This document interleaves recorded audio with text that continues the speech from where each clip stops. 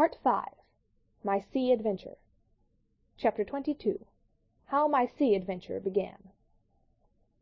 There was no return of the mutineers, not so much as another shot out of the woods.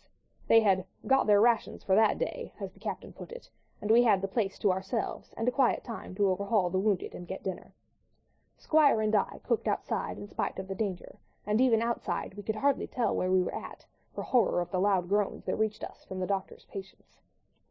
Out of the 8 men who had fallen in action, only 3 still breathed. That one of the pirates who had been shot at the loophole, Hunter, and Captain Smollett, and of these the first 2 were as good as dead. The mutineer indeed died under the doctor's knife, and Hunter, do what we would, could never recover consciousness in this world.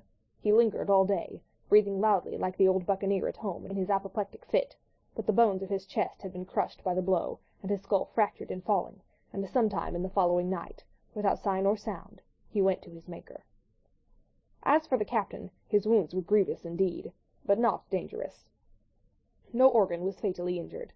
Anderson's ball, for it was Job that had shot him first, had broken his shoulder blade, and touched the lung, not badly. The second had only torn and displaced some muscles in the calf. He was sure to recover, the doctor said, but in the meantime, and for weeks to come, he must not walk or move his arm, or so much as speak when he could help it. My own accidental cut across the knuckles was a flea bite. Dr. Livesey patched it up with plaster and pulled my ears for me into the bargain. After dinner the squire and the doctor sat by the captain's side a while in consultation, and when they had talked to their heart's content, it being then a little past noon, the doctor took up his hat and pistols, girt on a cutlass, put the chart in his pocket, and, with a musket over his shoulder, crossed the palisade on the north side, and set off briskly through the trees. Gray and I were sitting together at the far end of the blockhouse, to be out of earshot of our officers consulting, and Gray took his pipe out of his mouth and fairly forgot to put it back again, so thunderstruck he was at this occurrence. "Why, in the name of Davy Jones," said he, "is Dr. Livesey mad?" "Why, no," says I. "He's about the last of this crew for that, I take it." "Well, shipmate," said Gray, "mad he may not be, but if he's not, you mark my words, I am." "I take it," replied I, "the doctor has his idea, and if I am right, he's going now to see Ben Gunn." I was right, as appeared later, but in the meantime the house was stifling hot, and the little patch of sand inside the palisade ablaze with midday sun. I began to get another thought into my head, which was not by any means so right. What I began to do was to envy the doctor, walking in the cool shadow of the woods, with the birds about him and the pleasant smell of the pines, while I sat grilling with my clothes stuck to the hot resin, and so much blood about me, and so many poor dead bodies lying all around, that I took a disgust of the place that was almost as strong as fear. All the time I was washing out the blockhouse, and then washing up the things from dinner, this disgust and envy kept growing stronger and stronger, till at last, being near a bread bag, and no one then observing me, I took the first few steps toward my escapade, and filled both pockets of my coat with biscuit. I was a fool, if you like, and certainly I was going to do a foolish, overbold act, but I was determined to do it with all the precautions in my power. These biscuits, should anything befall me, would keep me, at least, from starving till far on in the next day. The next thing I laid hold of was a brace of pistols, and as I already had a powder horn and bullets, I felt myself well supplied with arms. As for the scheme I had in my head, it was not a bad one in itself. I was to go down the sandy spit that divides the anchorage on the east from the open sea, find the white rock I had observed last evening, and ascertain whether it was there or not that Ben Gunn had hidden his boat, a thing quite worth doing, as I still believe. But as I was certain I should not be allowed to leave the enclosure, my only plan was to take French leave, and slip out when nobody was watching, and that was so bad a way of doing it as to make the thing itself wrong. But I was only a boy, and I had made my mind up. Well, as things at last fell out, I got an admirable opportunity. The squire and Gray were busy helping the captain with his bandages. The coast was clear.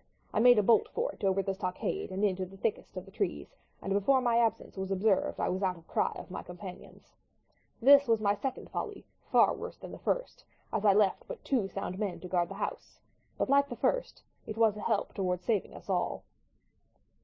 I took my way straight for the east coast of the island, for I was determined to go down to the seaside of the spit, to avoid all chance of observation from the anchorage.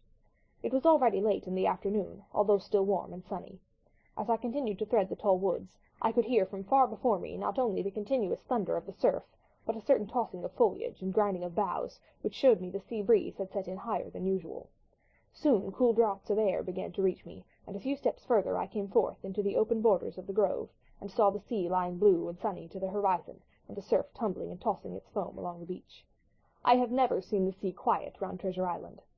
The sun might blaze overhead, the air might be without a breath, the surface smooth and blue, but still these great rollers would be running along all the external coast, thundering and thundering by day and night, and I scarce believe there is one spot in the island where a man can be out of earshot of their noise. I walked along beside the surf with great enjoyment till, thinking I was now got far enough to the south, I took the cover of some thick bushes, and crept warily up to the ridge on the spit. Behind me was the sea, in front of the anchorage. The sea breeze, as though it had the sooner blown itself out by its unusual violence, was already at an end. It had been succeeded by light, variable airs from the south and southeast, carrying great banks of fog, and the anchorage, under lee of Skeleton Island, lay still and leaden, as when we first entered it. The Hispaniola, in that unbroken mirror, was exactly portrayed from the truck to the waterline, the Jolly Roger hanging from her peak. Alongside lay one of the gigs, Silver in the stern sheets, him I could always recognize, while a couple of men were leaning over the stern bulwarks, one of them with a red cap, the very rogue that I had seen some hours before stride legs upon the palisade. Apparently they were talking and laughing, though at that distance, upwards of a mile, I could, of course, hear no word of what was said. All at once there began the most horrid, unearthly screaming, which at first startled me badly, though I soon remembered the voice of Captain Flint, and even thought I could make out the bird by her bright plumage as she sat perched upon her master's wrist. Soon after, the jolly boat shoved off and pulled for shore, and the man with the red cap and his comrade went below by the cabin companion. Just about the same time, the sun had gone down behind the spyglass, and as the fog was collecting rapidly, it began to grow dark in earnest. I saw I must lose no time if I were to find the boat that evening. The white rock, visible enough above the brush, was still some eighth of a mile further down the spit, and it took me a goodish while to get up with it, crawling, often on all fours, among the scrub. Night had almost come when I laid my hand on its rough sides. Right below it there was an exceedingly small hollow of green turf, hidden by banks, and a thick underwood about knee-deep, that grew there very plentifully, and in the centre of the dell, sure enough, a little tent of goat-skins, like what the gipsies carry about with them in England. I dropped into the hollow, lifted the side of the tent, and there was Ben Gunn's boat, homemade if ever anything was homemade, a rude, lopsided framework of tough wood, and stretched upon that a covering of goat-skin, with the hair inside. The thing was extremely small, even for me, and I could hardly imagine that it would have floated with a full-sized man. There was one thwart set as low as possible, a kind of stretcher in the bows, and a double paddle for propulsion. I had not then seen a coracle, such as the ancient Britons made, but I have seen one since, and I can give you no fairer idea of Ben Gunn's boat than by saying it was like the first and the worst coracle ever made by man. But the great advantage of the coracle it certainly possessed, for it was exceedingly light and portable. Well, now that I had found the boat, you would have thought I had had enough of truantry for once, but in the meantime I had taken another notion, and become so obstinately fond of it that I would have carried it out, I believe, in the teeth of Captain Smollett himself. This was to slip out under cover of the night, cut the Hispaniola adrift, and let her go ashore where she fancied. I had quite made up my mind that the mutineers, after their repulse of the morning, had nothing nearer their hearts than to up anchor and away to sea. This, I thought, it would be a fine thing to prevent, and now that I had seen how they left their watchmen unprovided with a boat, I thought it might be done with little risk. Down I sat to wait for darkness, and made a hearty meal of biscuit. It was a night out of 10,000 for my purpose. The fog had now buried all heaven. As the last rays of daylight dwindled and disappeared, absolute blackness settled down on Treasure Island.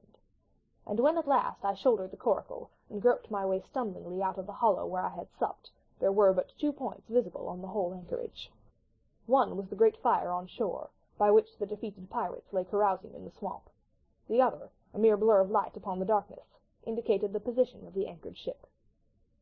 She had swung round to the ebb, her bow was now towards me, the only lights on board were in the cabin, and what I saw was merely a reflection on the fog of the strong rays that flowed from the stern window. The ebb had already run some time, and I had to wade through a long belt of swampy sand, where I sank several times above the ankle, before I came to the edge of the retreating water, and wading a little way in, with some strength and dexterity, set my coracle, keel downwards, on the surface. End of chapter 22.